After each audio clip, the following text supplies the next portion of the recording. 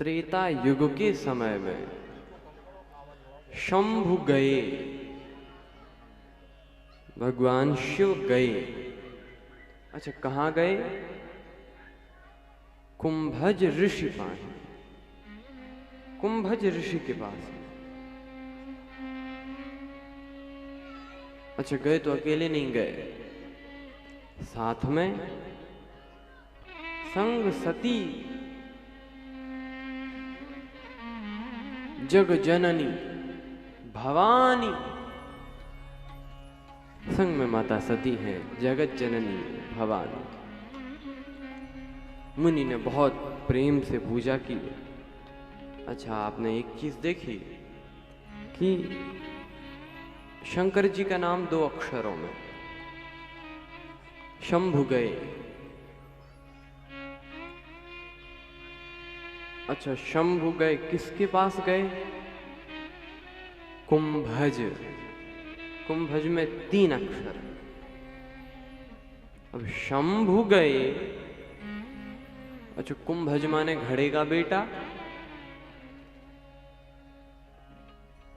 शंकर जी का कृपा सिंधु शिव परम आगाधा। भगवान शिव तो समुद्र हैं। और कथा किससे सुनने गए? घड़े के बेटे से।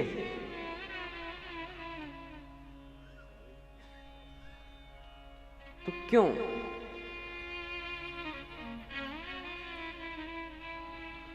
अच्छा, और शंकर जी की महिमा तो इतनी बड़ी, लेकिन उनका नाम 2 अक्षरों में और उनका नाम 3 अक्षरों में। मानो भगवान शिव ने पहले ही कह दिया हो तुलसीदास जी से कि देखो, हम जा रहे हैं जिनके पास, वो वक्ता है और ये श्रोता है। हम श्रोता हैं, वो वक्ता हैं। तो वक्ता के आगे श्रोता की महिमा कम रखना। यद्यपि सती जी का नाम भी 2 अक्षरों में आप देखें, लेकिन उपाधियां संग सती जग जननी भवानी, पूजे ऋषि अखिलेश्वर जाने।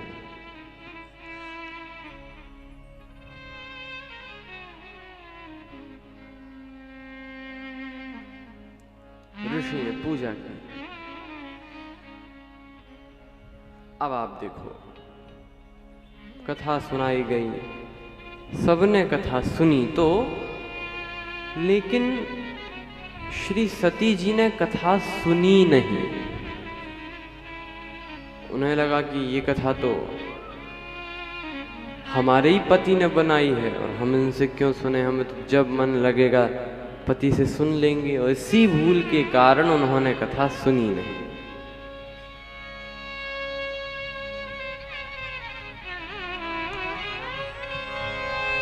अंत में कथा सुनाकर मुनि ने विदा किया।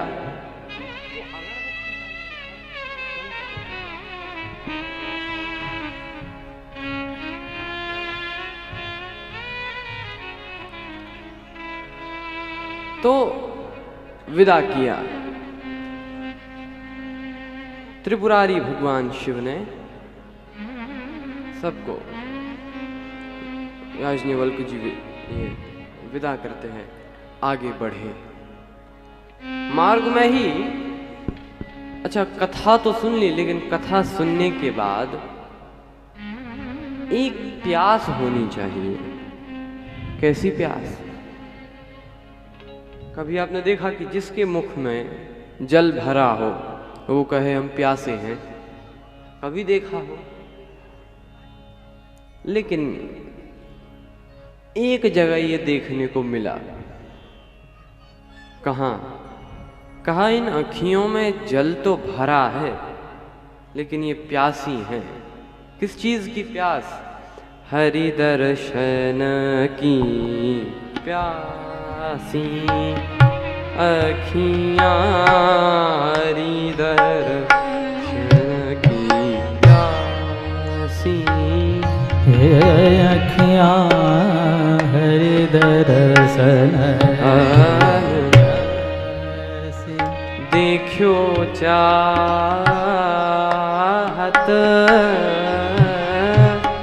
कमल कमल नयन को निसी दिन रहत उदासी आँखियाँ हरि दर्शन की आँखियाँ हरि दर्शन की प्यासी। देखो चाहत कमल नयन को निसी दिन रहत उदासी आँखियाँ हरि दर्शन की रे ग म प ग म रे ग रे स हरि दर्शन की ग म रे ग म प ग म रे ग रे स नि ध हरि दर्शन की हरि दर्शन की हरि दर्शन की।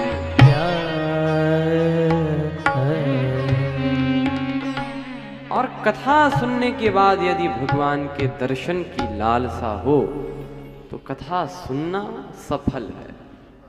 शंकर जी को यही लालसा हुई है। भगवान शिव सोचते हैं भगवान श्री राम का दर्शन हो किसी प्रकार से, तभी यहां पर धरती लोक पर भगवान श्री राम ने अवतार लिया है। भगवान शिव ने कहा, जय सच्चिदानंद जगपावन, हे सच्चिदानंद भगवान आपकी जय हो जय हो जय हो। ऐसा कह के चले। किसी ने कहा, शंकर जी से चले ही जाओ प्रणाम करने, दूर से क्यों प्रणाम कर रहे हो? शंकर जी ने कहा, नहीं नहीं, मित्र है, लीला कर रहा है, हम लीला थोड़े ही बिगाड़ेंगे।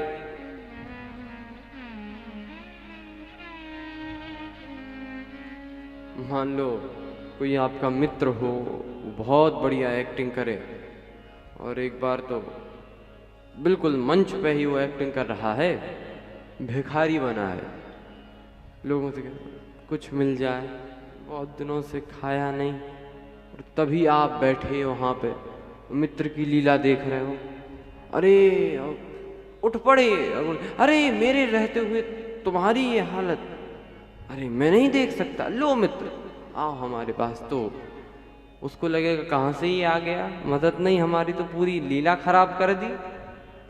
भगवान शिव भी सोचते हैं कि मैं यदि राम जी के पास चला गया तो पूरी दुनिया ये जान जाएगी कि ये भगवान है, क्योंकि जैसे शिव जी स्वयं प्रणाम कर रहे हो वो कोई ऐसा वैसा तो होगा नहीं,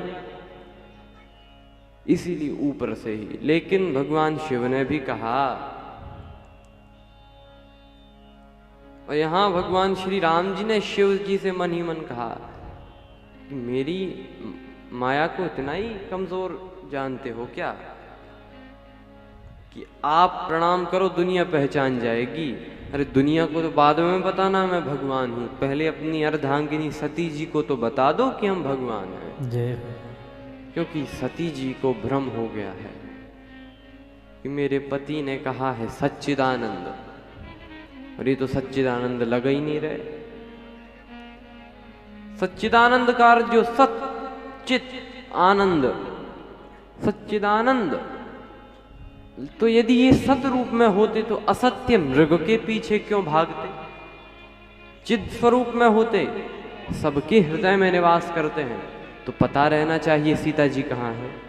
और यदि आनंद स्वरूप में होते तो ये तो रोते दिखाई दिए, पूंछत चले लता पाती, तो ये तो भगवान लगते नहीं है।